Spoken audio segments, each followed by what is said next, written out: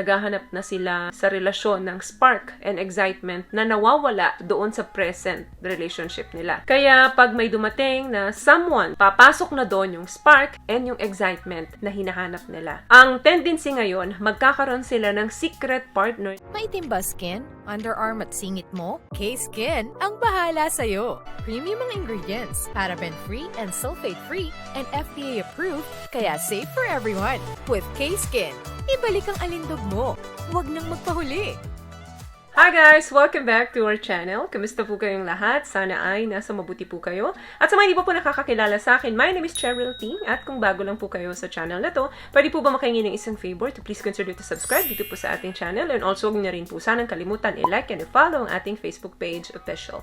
Maraming salamat po. And for today's video, pag-usapan natin kung anong klase ng mga cheaters ang nag-exist dito sa mundo at bakit. Nowadays, napakarami ko pong nakukuhang personal message about cheating. Maraming klase po ang cheaters at kung bakit ito nila ginagawa. Number 1, serial cheaters. Parang serial killer, ano? Dito dapat na iuugnay yung kasabihang, once a cheater, always a cheater. Ito yung mga klase ng tao na behavior na nila ito. Kung kinakailangan pumunta sila doon sa mga area na kung saan malaki yung porsyento na makapag-cheat sila. For example, mga dating sites, mga lugar na kung saan madaming babae or madaming lalaki, mga apps na easy lang para sa kanila ay mag-cheat. Masyadong delighting ito sa paningin nila. Ito yung mga behavior na intentional at hindi aksidente ito. Ito yung mga cheaters na kaya ginagawa nila ito, nandun yung thrill na nakukuha nila dito. Sobrang dishonest ng behavior ng mga serial cheaters. Dito rin nila nafe-feed yung ego nila at nakakaramdam sila ng reward kapag ginagawa nila ito. Madalas, ang mga serial cheaters po, sila yung may mataas na insecurities at gusto nila yung constant validation from others. Number 2, ito yung tinatawag na dead-bed rumors. Kadalasan mga married couple na ang nandirito. Yung tipong nagsasama na lang sila dahil yun na yung nakasanayan nila. Dahil hindi nila alam kung paano sila makakawala doon. Magkasama sila sa relasyon pero wala na yung love life nila. Dead na yun. Yung they feel lonely, unfulfilled, and disconnected from their partner. Naghahanap na sila sa relasyon ng spark and excitement na nawawala doon sa present relationship nila. Kaya pag may dumating na someone, papasok na doon yung spark and yung excitement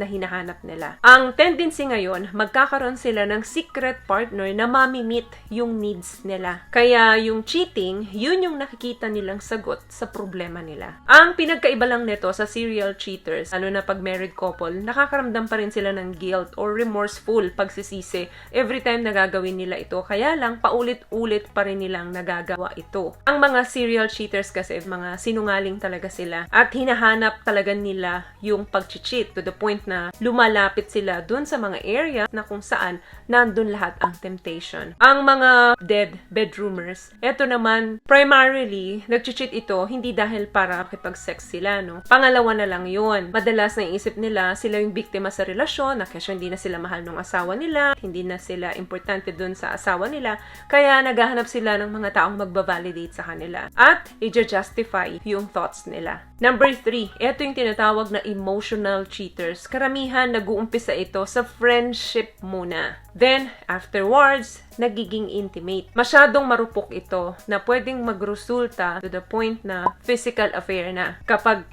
hindi na agapan. Nang dahil yan sa kalungkutan nila at parang hindi na sila nag-exist doon sa relationship or doon sa marriage nila. Last one, ito yung tinatawag na compulsive cheaters. Ito naman yung klase ng mga cheaters na naghahanap ng bagong partner and bagong experiences kahit na masaya sila doon sa relationship nila. Kahit na fulfilled sila doon sa present relationship nila. Ito yung may mga malalalim din na insecurities and struggle doon sa relationship and intimacy nila doon sa partner nila. Yung mga compulsive cheaters, nararamdaman nila na hindi nila kayang kontrolin yung behavior na ito. Hindi nila kayang ma-address kung ano yung issue nila. Kaya dito na pumapasok yung salitang compulsive or compulsion. Kumbaga marurupok ang mga taong to, masyadong mabait, sa iba. Lahat ng potential at lahat ng lumalapit sa kanya, pagbibigyan niya kahit na masaya naman siya doon sa present na relationship niya. Alam niyo po, there is no right